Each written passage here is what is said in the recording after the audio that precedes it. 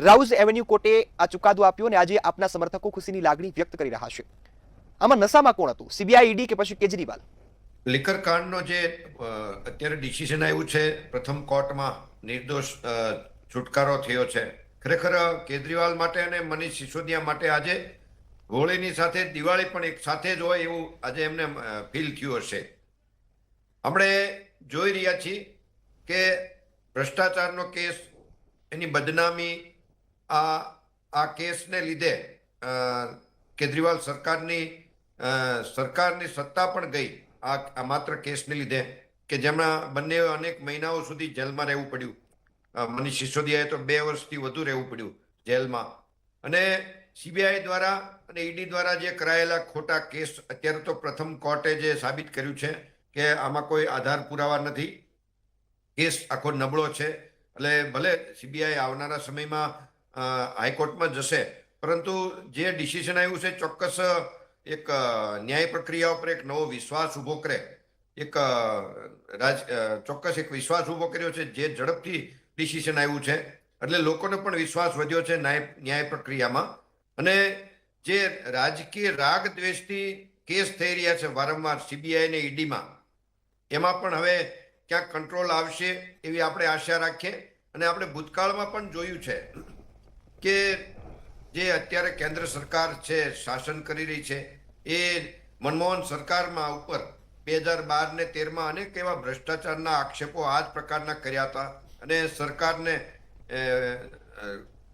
પાડવામાં પોતે નિમિત્ત બન્યા હતા અને પોતે સરકારનો હવે હિસ્સો બન્યા છે.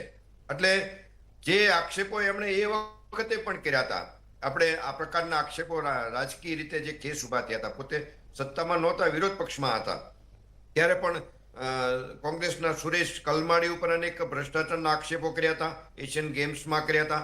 પછી સ્પેક્ટ્રમ 3G 2Gના ગોટાળામાં અનેક આક્ષેપો કર્યા હતા, અનેક ભ્રષ્ટાચારના અનેક કેસ પણ થયા હતા.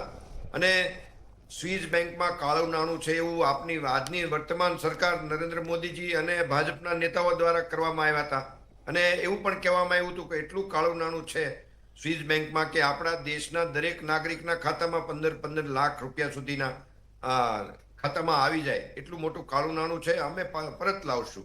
એટલે આ પ્રકારના રાજકીય રાગ દેશ સાથેના આક્ષેપો થયા. પછી એમાંથી સત્તામાં આવ્યા, આજે 12 વર્ષ થયું, એમાંનું કાંઈ પણ થયું નથી. આના અગાઉના કેસોમાં પણ લોકો નિર્દોષ છૂટી ગયા છે. એ જ રીતના કેજરીવાલ અને મનીષ સિસોદિયા પણ છૂટી ગયા. એટલે આપણે જોઈએ છીએ સીબીઆઈ અને ઈડી એના કેસમાં સજા થવાનું પ્રમાણ માત્ર 1% છે. એટલે આ પરિણામથી, આ ડિસિઝનથી એ સાબિત થાય છે કે સરકાર પોતાના રાજકીય કાવા દાવા માટે, રાજકીય સત્તા માટે રાગદેશ રાખીને કેસ સત્તાધારી પક્ષોની સામે કરી રહી છે.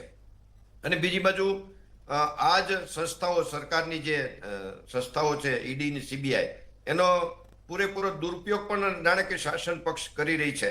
આપણે જોયું મહારાષ્ટ્રના ડેપ્યુટી સીએમ જે સ્વર્ગસ્થ અજીત પવાર, જે અનેક કૌભાંડોમાં હતા સંડોવાયેલા, જેને માનનીય વડાપ્રધાન શ્રી એ પણ અનેક ભ્રષ્ટાચારી તરીકેનું વર્ણવ્યા હતા. એના 4 દિવસ પછી જ તરત પોતાના પક્ષમાં લઈ લીધા, પોતાનો ગઠબંધનમાં લઈ લીધા, પોતાનો હિસ્સો ગઠબંધનનો બનાવ્યા સત્તાનો. અને જાણે કે સમસ્ત ભ્રષ્ટાચારમાંથી મુક્ત થઈ ગયા હોય, વોશિંગ મશીનમાં ક્લીન થઈ ગયા હોય, એવું આપણે પણ જોયું છે.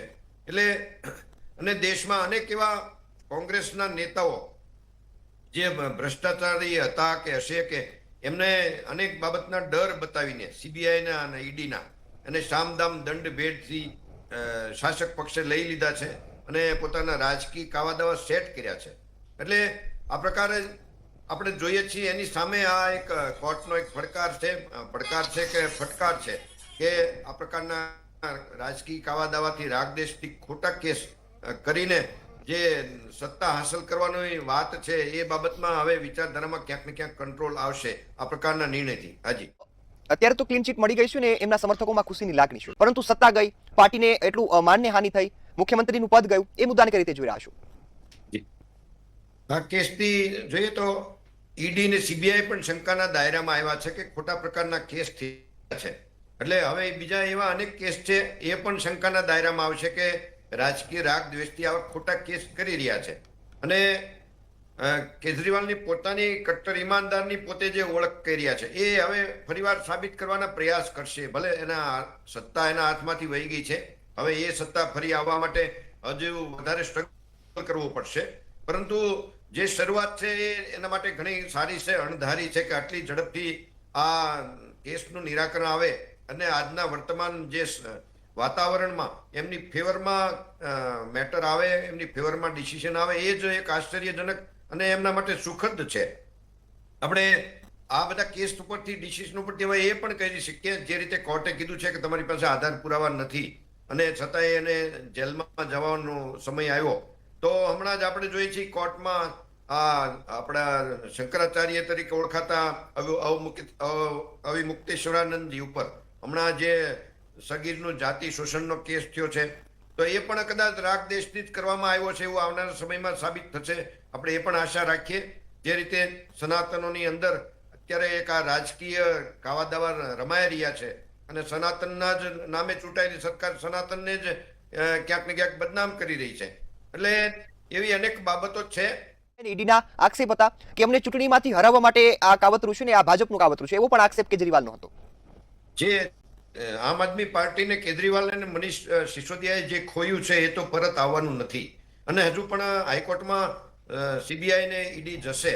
પરંતુ એક વાત ચોક્કસ છે કે આ પ્રકારનું ડિસિઝન સરકારને માટે હવે એક નવી શીખ આપશે અને કોર્ટે પણ હવે આ પ્રકારના જે કેસ થઈ રહ્યા છે રાજકીય રાગ દેશથી, એના માટે સીબીઆઈ અને આ જે સંસ્થાઓ, સરકારી સંસ્થાઓ છે, શાસક પક્ષને પણ કોર્ટના કટઘરામાં લાવવા જોઈએ કે આ અતિરેક છે, સંસ્થાનો દુરુપયોગ છે અને એક લોકતંત્ર માટે શરમજનક બાબત છે. જો આ પ્રકારની ઉપયોગ થશે કાયદાનો, કાયદાકીય સંસ્થાઓનો, તો એનાથી નેતૃત્વમાં જે મનમાની થશે, જાણે કે સરમુખત્યારશાહી છે એ પ્રકારનું વાતાવરણ ઊભું થશે.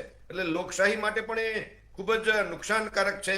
એટલે આ પ્રકારના ખોટા આધાર પુરાવા વગરના કેસ કરવા એ ઉચિત નથી અને હજી આપણે જોઈએ છીએ અનેક એવા કેસ હજી ઊભા છે.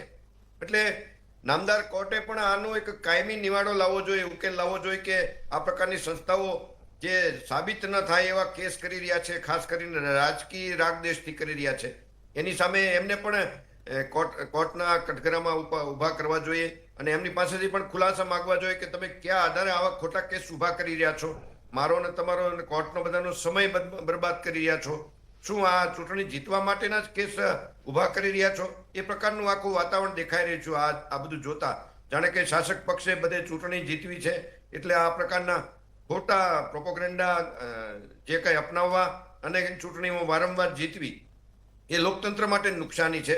એટલે એક તો તંદુરસ્ત લોકશાહીની એ નિશાની છે કે કોર્ટે જ હજી આમાં વધારે ઇન્ટરફિયર થવું જોઈએ. હાજી.